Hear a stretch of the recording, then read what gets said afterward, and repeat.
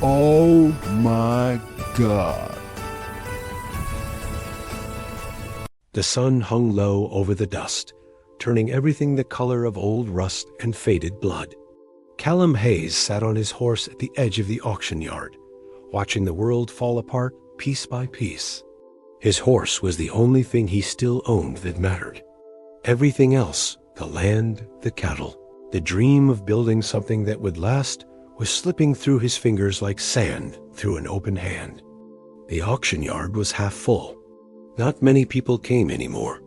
The drought had killed the ranches one by one, like a slow sickness with no cure. Men who used to stand tall now slouched in the shadows, their faces burned dark by the sun and darker still by shame. The auctioneer, a man named Brick Holloway, stood on his platform with a leather whip curled at his side. His voice was hard and loud, the voice of a man who took pleasure in other people's pain. Cattle, good breeding stock. Who will start at $20? Brick's voice cracked across the yard like thunder. No one moved. The cattle were thin. Their ribs showed like prison bars under loose skin. No one wanted them. Callum turned away from the cattle. He had come to the auction with only $40 in his pocket money he had hidden in a hole in the barn wall. Money he had saved by eating less and working more. He had come hoping to find something cheap, a working horse, maybe some tools, anything that might help him hold on to the ranch for one more season. But as he looked around the yard, he saw only sadness, broken dreams, men losing everything they had built in their lifetimes. Then he saw them. 3 horses stood in a small pen at the far corner of the yard. They were so thin they barely looked like horses. They looked like paintings of horses, the outline and shape of what a horse should be, but without any of the life inside. Their coats were matted and dull. Their eyes were half closed, like they had already given up on the world. They stood close together, leaning against each other for strength, or maybe just for the feeling of not being completely alone. Callum felt something pull in his chest. The largest of the 3 was brown with white patches. She was thin, but still standing with some kind of dignity. The second one was black, younger, with scars across her neck and shoulders. But the third one, the smallest one, she was barely there at all. She was gray, so pale she looked like she was disappearing into the dust itself. Her legs shook as she stood. Her head hung down. She looked like she was waiting to fall. Callum got off his horse and walked toward the pen. His boots were worn through at the heel. His shirt had patches on the sleeves, but he moved like a man with purpose. An old man stood near the pen, smoking a thin cigarette. His name was Joe. He had worked at the auction yard for 15 years. Those 3? Joe said, not even looking at Callum. Don't waste your time, friend. They're done for. All sick, all weak. The brown one has a bad leg. The black one won't let anyone touch her. She was beaten by her last owner. And that little gray?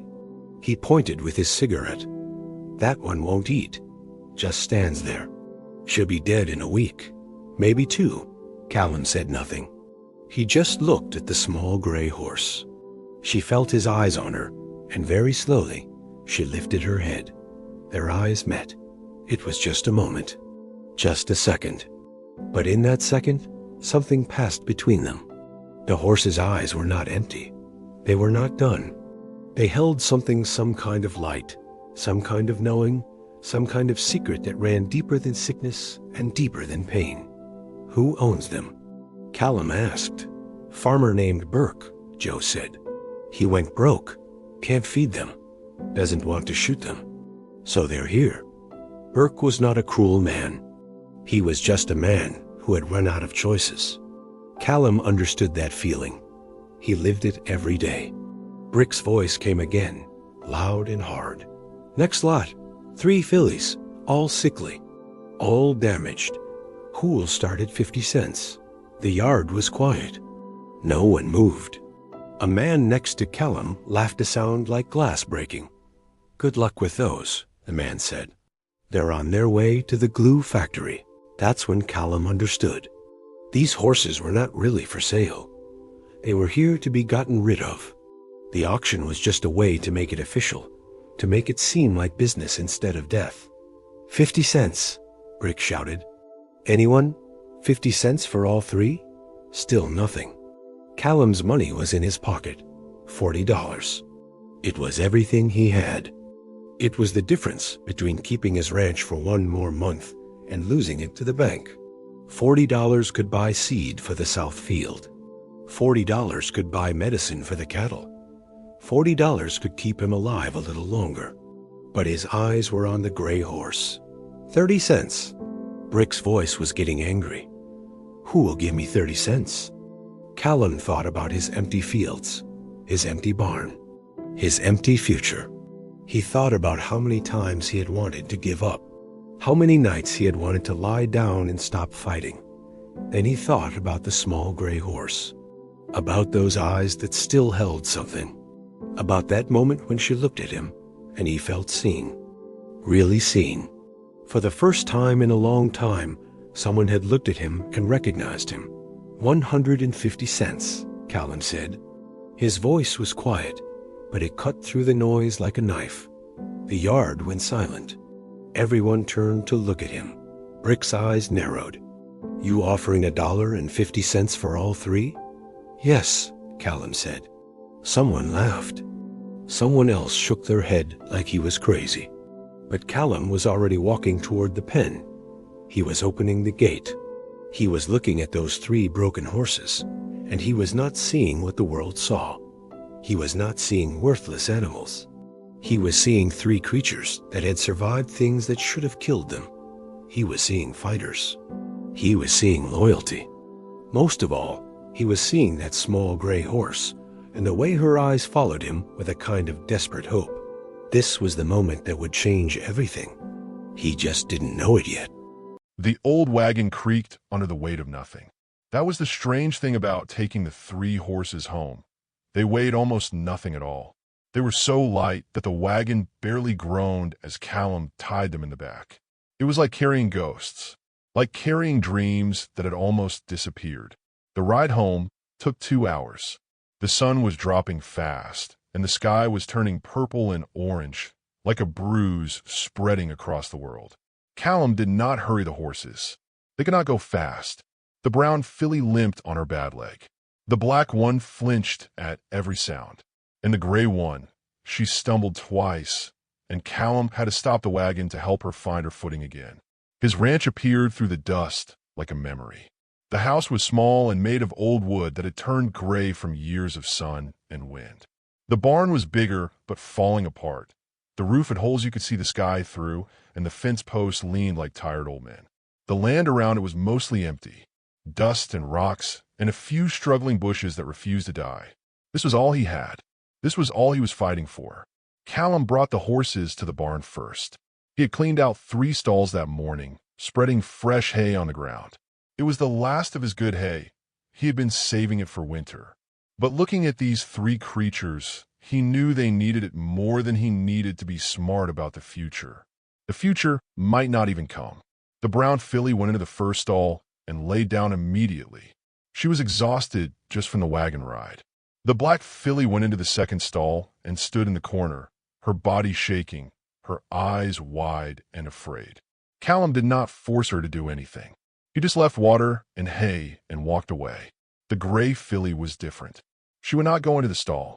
She stood in the barn doorway, looking out at the empty land beyond, looking out like she was remembering something, looking out like she was waiting for something. Callum stood next to her, not pushing, not pulling, just standing. The wind blew from the north, carrying the smell of dust and distance. "It's okay," he said softly. His voice sounded strange in the quiet. "You're safe now." The gray filly did not move, but her ears turned toward him. She was listening. After a long time, she walked into the barn. Not into the stall, just into the barn. She stood near the wall in the shadows, and Callum left her there. He brought water and hay and set it down near her feet. She did not eat. She just stood, watching him with those dark eyes that seemed to see too much. That night, Callum sat in his kitchen and counted his money again. He had $11.50 left. His next payment to the bank was due in 4 weeks. He needed $40. $40 seemed like $1,000, seemed like $1,000,000. It seemed impossible. He had bought 3 broken horses with money he did not have. He had made a choice based on something he could not explain. A man with sense would have kept that $1.50. A man with sense would have walked away from that gray horse's eyes. But Callum had stopped being that kind of man a long time ago. The next morning, he woke before the sun came up. His first thought was of the horses. Had the gray one made it through the night? Was she still alive? He ran to the barn, his boots kicking up dust in the gray early light. All 3 horses were alive. The brown filly had eaten some hay. The black filly stood in her stall, calmer than before. And the gray one, she was standing near the wall where he had left her in exactly the same spot. She had not eaten. She had not drunk water. She had just stood there all night, waiting. Callum felt something crack inside his chest. "Come on, girl," he said, and he brought fresh water and grain. He stood close to her, speaking in a quiet voice. "You have to eat. You have to drink. You have to fight." The gray filly looked at the water. She looked at the grain. Then she looked at Callum. And in her eyes, there was something that made him understand. This horse was not sick because of hunger. This horse was sick because of heartbreak, because of memories, because of something that no amount of food could fix. Days became a routine. Every morning, Callum would wake and come to the barn. Every morning, the 3 horses would still be alive. Every morning, the gray filly would be standing in the same place, and he would bring her water and grain, and she would not eat. But something was changing. The brown filly was getting stronger. Her leg was still bad, but she could walk without limping so badly. She ate everything Callum brought her. She began to follow him around the barn, curious, interested in living again. The black filly was slower to change. But day by day, the fear left her eyes. She learned that Callum would not hit her. She learned that his voice was safe. She began to eat more. She began to move more. She was coming back to life like a plant that finally gets water after a long drought. But the gray filly stayed the same. On the 8th day, Callum brought her special food. Oats he had soaked in warm water, soft enough for a weak horse to swallow easily. He sat down in the dust next to her, exhausted from working the fields all day. He was so tired that he almost fell asleep sitting there. The gray filly looked down at him. Then, very slowly, she moved her head toward the food. She took one bite, then another. Callum did not move. He did not celebrate. He just sat there, barely breathing, while the horse ate. When she finished, she did something that made Callum's throat hurt. She reached over and touched her nose to his shoulder. Not hard, just a gentle touch, a moment of connection, a moment of understanding. That's when Callum knew. This horse had chosen him, just like he had chosen her. He whispered her name into the dusty air. "Sage," he said. "I'm going to call you Sage." And in the darkness of the barn, with the wind moving through the holes in the roof, a broken man and a broken horse began their journey back to the world of the living. 3 weeks passed. The summer turned hotter. The dust seemed to settle on everything. On the barn, on the house, on Callum's shoulders like a weight he could never shake off. But something was changing in the small barn at the edge of the broken ranch. The brown filly, who Callum had named River, was almost completely healthy now. Her leg was still not perfect, but she could run. She could play. She had begun to kick her heels in the air like a young horse again, like she was rediscovering what joy felt like.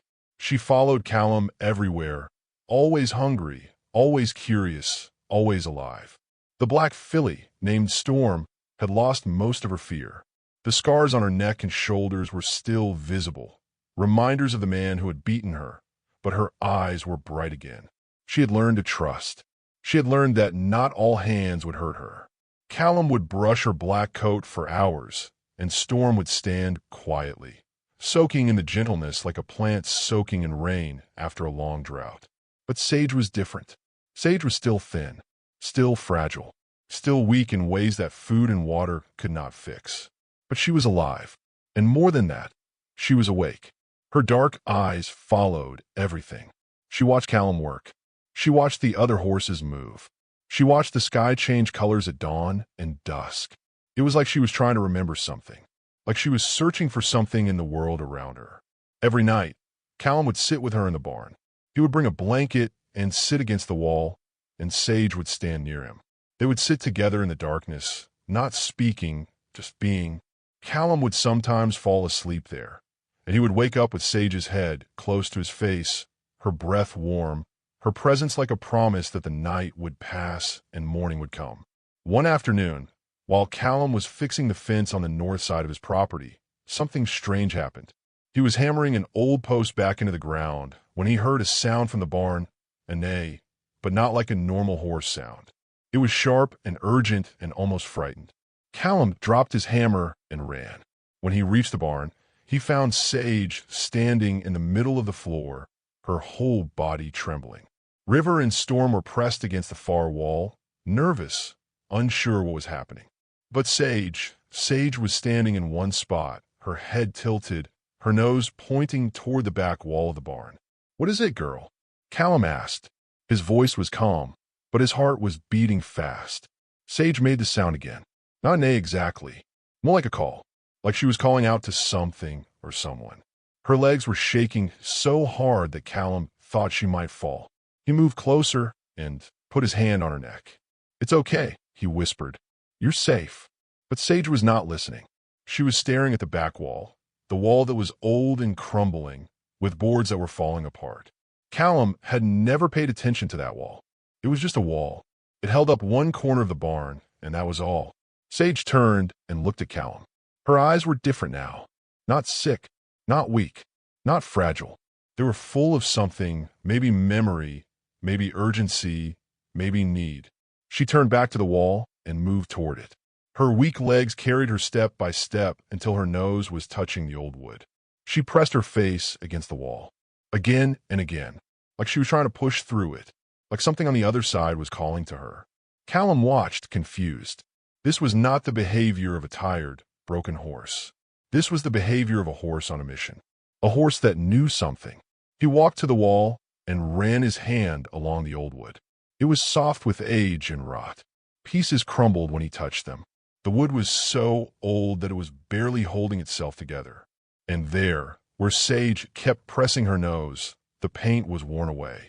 The surface was smooth from repeated contact, from a nose pressing against it again and again. Callum's mind began to work. How many times had Sage been in a barn with a wall like this? Had she pressed her nose here before? But no, that made no sense. This was her first time in his barn. This was her first time on his ranch. Unless she had been here before. Years ago, before she became broken, before she became thin and sick and worthless. Callum looked more carefully at the wall. There were marks carved into the wood. Old marks, not new. He traced them with his finger, symbols that might have meant something to someone a long time ago. He felt along the wall for cracks, for openings, for anything unusual, and then his fingers found it. A small space, a gap between the boards where something could hide, something could rest, something could be kept safe and hidden from the world. "Sage," he said softly. "What's in here, girl? What are you trying to tell me?" Sage turned her head and looked at him, and in that moment, Callum saw something in her eyes that made his breath catch. He saw knowing. He saw memory. He saw a horse that had carried something too heavy for so long that it had nearly broken her completely. He went to get tools, a hammer, a crowbar, anything that could help him open the wall. As he worked, carefully pulling away the old boards, Sage stood watching. River and Storm had come closer now, curious, as if they sensed that something important was happening. The boards came away slowly. Dust fell like snow. The wall revealed its hollow insides, empty space that had been hidden for years. And then Callum saw it, a leather pouch, old and wrapped in oilcloth, sitting in a space carved out of the wall, preserved and protected and hidden away. How long had it been there? Weeks? Months? Years? Callum reached for it with shaking hands. "How did you know?" he whispered to Sage. "How did you know this was here?" Sage stepped forward and touched her nose to his shoulder. The same gentle touch she had given him that first night in the barn. A touch that said, "I have been carrying this memory. I have been waiting for you. I have been fighting to stay alive long enough to show you what you needed to find." Callum held the pouch carefully, hardly daring to open it. Inside, he could feel weight. Something heavy. something valuable, something that might just change everything. But more important than what was in the pouch was what Callum now understood about the gray filly named Sage. She was not just a broken horse. She was not just sick. She was a horse with purpose, a horse with memory, a horse that had survived impossible things because she had something she needed to deliver. And somehow, she had found him. Callum stood in the barn with the leather pouch in his hands. The sun was beginning to set, and the light coming through the holes in the barn roof was turning orange and gold. Dust particles moved through the light like tiny stars.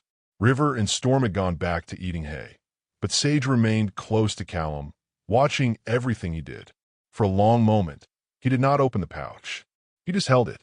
His hands were shaking. He could feel weight inside, something solid, something real. It was not empty. It was not nothing. This was something that someone had gone to great trouble to hide. He sat down in the dust with his back against the wall. Sage moved closer and stood beside him, close enough that her thin leg almost touched his arm. Callum took a breath and carefully opened the pouch. The first thing he saw was gold. Not a little bit of gold. Not a single coin. But gold coins, dozens of them, maybe more. They lay in the bottom of the pouch like pieces of sun that had fallen to earth. They were old coins, worn smooth by time, but unmistakably real and unmistakably valuable. Callum's mind stopped working. He could not think. He could only stare. With $40, he could save his ranch for one more month. With this gold, he could save his ranch for years. Maybe forever. He could fix the barn. He could buy cattle. He could hire help. He could build something real instead of just fighting to survive one more day. But beneath the coins, there was something else. A letter. Callum carefully set the coins aside and lifted out the envelope. It was old. The paper was yellowed and brittle, like it might crumble if he breathed on it too hard. The ink was faded but still readable. And on the front, written in a careful hand, were 3 words. To my daughter. Callum's heart began to beat in a strange way. He opened the envelope as carefully as he could. Inside was a single sheet of paper, folded twice. He unfolded it slowly and began to read. The letter was dated 23 years before. 23 years. Callum tried to do the math in his mind. That would have been 1882. A long time ago. Another world.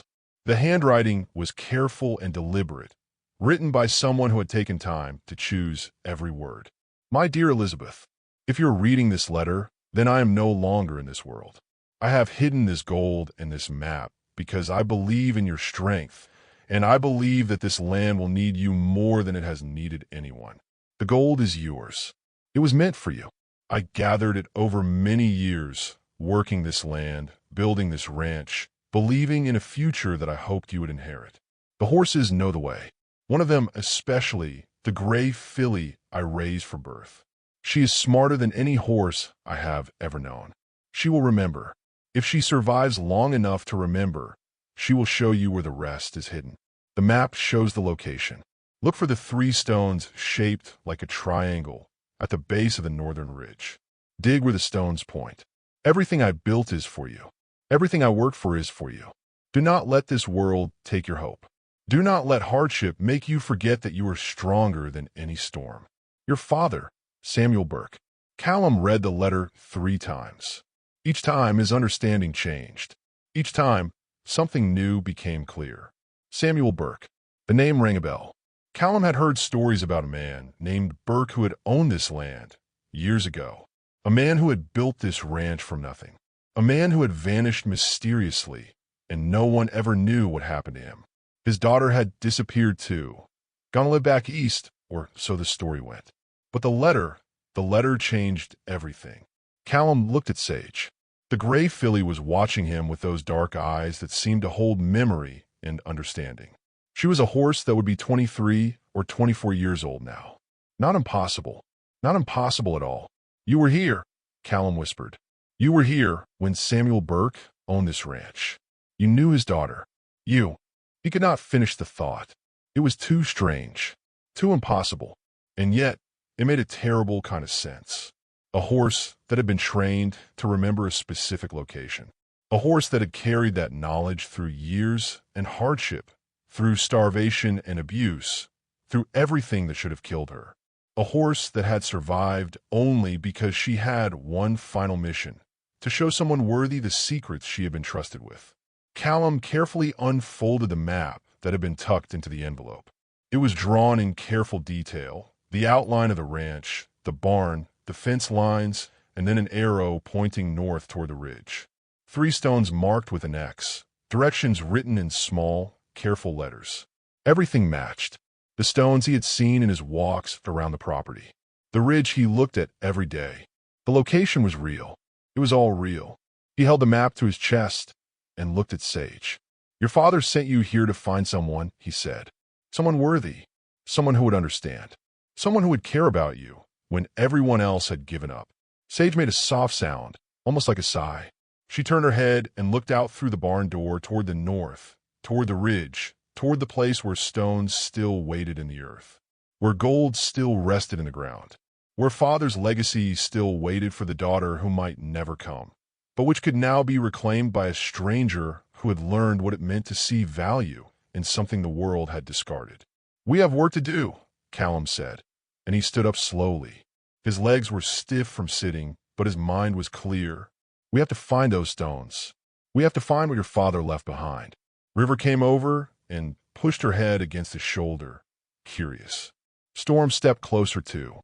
But Sage walked to the barn door and looked out at the fading light, as if she was remembering a journey she had made a lifetime ago with a girl named Elizabeth and a man named Samuel Burke. Callum gathered the gold coins carefully and placed them back in a pouch. He folded the letter and the map and held them close. These are not just objects. These were proof. These were purpose. These were the reason a broken horse had refused to break completely. The sun was setting now. The sky was purple and pink and orange. And in the cooling evening air, Callum made a promise to Sage. "I will find it," he said. "I will find what your father left behind. And I swear to you, whatever I find, whatever happens next, you will never be broken again. You have carried this burden long enough. Now it is my turn to carry it. Now it is my turn to believe in what you have believed in all along." Sage turned and looked at him one more time. And in her dark eyes, for the first time since he had brought her home, Callum saw something that looked like peace. The morning came cold and gray. Callum woke before the sun, as he always did. But today was different. Today, he was not going to work the fields. Today, he was going north, to the ridge, to the stones, to the place where a father's dream had been buried in the earth for 23 years. He had spent the night planning. The map was clear. The directions were simple. 3 stones shaped like a triangle at the base of the northern ridge. Dig where the stones point. Everything I built is for you. Callum packed a shovel, a pickaxe, rope, and water. He packed bread and cheese. Not much, but enough. He left the 3 horses in the barn with extra hay and water. River and Storm would be fine. But he hesitated with Sage. "Do you want to come?" he asked her softly. Sage lifted her head. She was still thin, still fragile, but her eyes were bright. She walked toward him and touched her nose to his chest. It was an answer. Callum saddled River because she was the strongest, even though her leg was still weak. But he could not bring himself to ride her. Instead, he led her by the reins and walked alongside. River walked calmly. Storm had not wanted to come, so Callum left her in the barn with extra food. But Sage walked on his other side, her frail legs moving slowly but with purpose. They traveled north through the morning, moving toward the ridge. The land was rough and rocky, covered in scrub brush and stones. Few people came this way. The ridge was far from anything, from town, from other ranches, from the world. It was a place of silence and isolation. By midday, Callum's eyes caught sight of them. 3 stones, large stones, weathered by years and years of wind and sun. They stood at the base of the ridge, and they were shaped, if you looked at them right, if you believed, like a triangle. 1 stone pointing north, 2 stones creating a point. Callum stopped walking. His heart was beating fast. This was real. It was all real. He examined the map again. The stones pointed to a spot about 10 feet to the north. The ground there looked no different from any other ground, just earth and rocks and dust. But Callum began to dig. The first few feet were easy. The dirt was soft and loose, but as he dug deeper, he felt resistance. The earth became harder, more compact, like something was packed underneath. Sage stood watching. River stood nearby, patient and calm. The sun moved across the sky. Callum's arms grew tired, but he did not stop. Then 3 feet down, his shovel struck something solid. It was not rock. It was different. It made a sound, a hollow wooden sound. Callum's breathing became quick and shallow. He dropped to his knees and began to dig with his hands, moving earth away carefully, revealing what lay beneath. A chest, wooden and old, wrapped in leather straps that had mostly rotted away. It was small, maybe 2 feet long and 1 foot wide, but heavy, so heavy that Callum had to use both hands to pull it from the ground.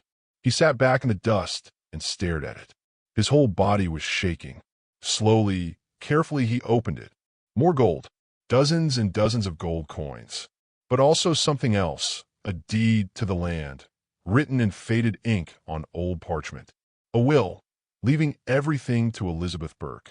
A journal, written in Samuel Burke's careful hand, documenting everything he had built and why. Callum held the deed in his hands and read the name at the top. This land, known as Burke's Haven, consisting of 500 acres, all buildings, all water rights, and all improvements, is the property of Samuel Burke, and upon his death shall pass to his daughter, Elizabeth Burke, if she can be found, or to the person who proves worthy of its care. Callum looked at Sage. The gray filly was standing with her head high, looking out over the land, looking out like she was seeing something beyond the dust and rocks, looking out like she was watching a memory. "You brought me here," Callum whispered. "You brought me to show me that I am worthy, that I was meant to find this, that I was meant to save this place." Sage turned her head and looked at him, and for a moment, just a moment, Callum saw past the thin frame and the frail body. He saw the young horse she had been, the horse that had belonged to Elizabeth Burke, the horse that had been trained and trusted with the greatest secret, the horse that had never forgotten, even through starvation and abuse and heartbreak. The ride back took longer than the journey out. The chest was heavy, and Callum moved slowly, carefully. But as he walked back toward his ranch now, legally his, if this deed meant what he believed it meant, he felt something change in the world around him. The land looked different, not because it had changed, but because he was seeing it differently. He was seeing not what was broken, but what could be built. Not what was lost, but what could be found. Not what was ending, but what was beginning. When they reached the barn, Storm came out to greet them. River walked straight to water and hay. But Sage lay down in the clean straw, and her breathing became peaceful for the first time since Callum had brought her home. That night, Callum rode into town. He went to the office of the county clerk and filed the deed. He presented the letter from Samuel Burke and the will and the journal. He told a version of the truth, that he had purchased the land, discovered a hidden treasure, and the deed proved his ownership. The clerk was skeptical at first, but the documents were old and official. The deed was real. The gold coins were real. And slowly, the clerk began to believe. 3 days later, it was official. Callum Hayes was now the owner of Burke's Haven, 500 acres of land, a barn, a house, and a future. He hired workers. He fixed a roof. He bought cattle and seeds and supplies. He planted new grass and dug new wells. The ranch began to transform from a place of struggle into a place of possibility. But the most important change was not to the land. It was to Sage. As the weeks passed and the seasons turned, the gray filly grew stronger. Her ribs no longer showed. Her coat became shiny and dark. Her legs grew solid and sure. She began to run in the meadows, and when she ran, it was like watching hope itself take flight. River and Storm thrived too. But Sage became something special. She became the heart of the ranch, the horse that showed visitors around, the horse that children wanted to ride, the horse that seemed to carry wisdom in her dark eyes. Years later, when people asked Callum how he had come to own such a successful ranch, he would smile and tell them the truth. He would say that he had learned the most important lesson from a broken horse named Sage.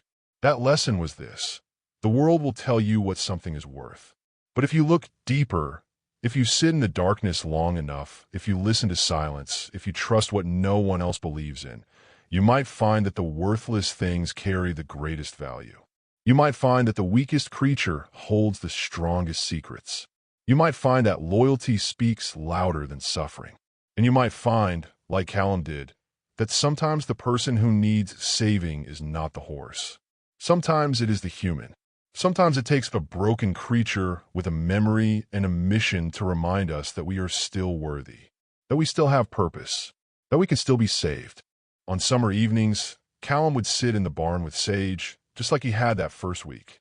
And they would sit together, a man and a horse, a rescuer and the rescued, bound together by something deeper than gratitude, bound together by the kind of loyalty that changes destiny, by the kind of silence that speaks louder than words, by the kind of bond that proves even the feeblest moment can become legendary.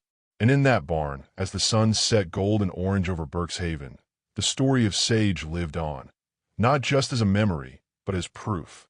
Proof that the world is sometimes wrong about what matters. Proof that a single moment of compassion can change everything. Proof that love, real, true, honest love, is the only currency that ever really mattered. The end.